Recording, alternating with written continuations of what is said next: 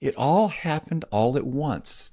The concepts in space and time aren't there. It's just in front of me all at once. And even more interestingly, it's not just what I experienced, it's anyone else in any of those interactions I had. I experience all of their experiences at the same time. All right. Welcome back. If you're a subscriber, thank you and welcome back. Today we are covering question number 2. If all is one, if consciousness is fundamental and all there is, why do we feel so separate? Why aren't we, say, a hive mind, like in Pluribus? If you haven't seen it yet, Pluribus is a wonderful new sci-fi show on Apple TV. The basic concept is humanity gets infected with a virus that stitches everyone into one mind. There are no more different people, essentially all these bodies running around, all are ordered around by one mind, and it's all perfect unison, all peace, everyone working as one, no conflict, no governments, none of that. However, there are a few people that were immune to this virus, and our protagonist Carol is one of them. And she is desperately trying to hold on to her individuality. She is paired up with Zosha, a character who is an individual played inside the hive mind that is there to help Carol and hopefully get her to transition to being part of the hive mind. Interesting play between the two. So, are there limits to this hive mind? Some.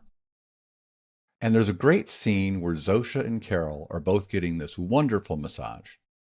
And Carol turns to Zosha and says, "So, if it's all one mind, does that mean all 7 billion people on the planet are experiencing this wonderful massage just like I am?" And Zosha says, "Oh, no, no, no. That would be impractical. If we all experienced everything all at once, it would be overwhelming." So that kind of nails the answer as to why we're not separate. It would be overwhelming.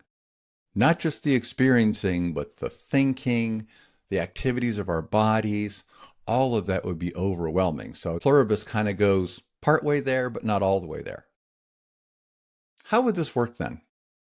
The philosopher Bernardo Kastrup, who is the philosopher behind analytic idealism, he proposes the idea as an analog to multiple personality disorder.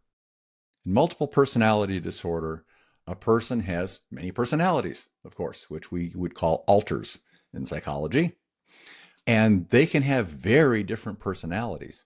There's a famous example of one where some of the personalities can see and some are blind.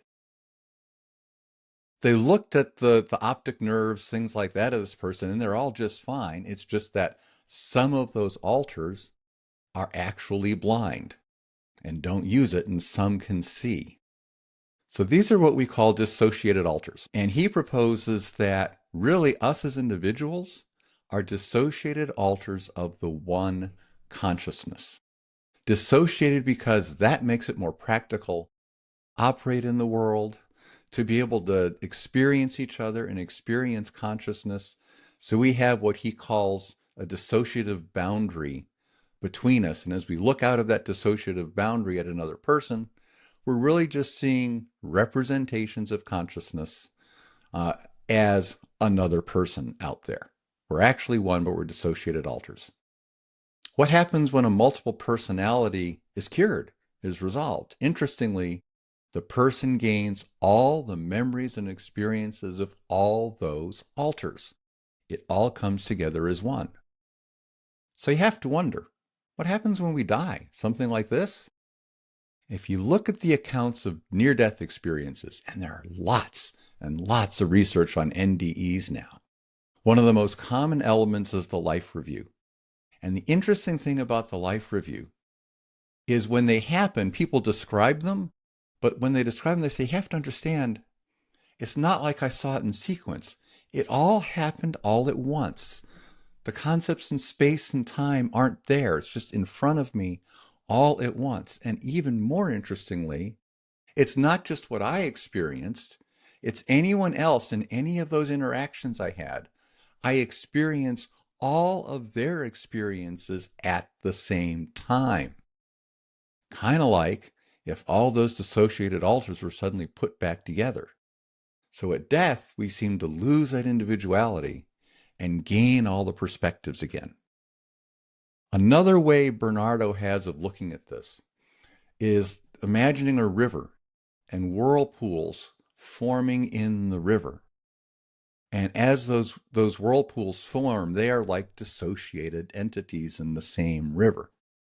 So in a sense, individuals are swirls of life in the field of consciousness through which consciousness can see itself. So once again, we find the answer, like question 1, to why do we feel so separate, to be simply because it's useful for the purpose of consciousness experiencing itself.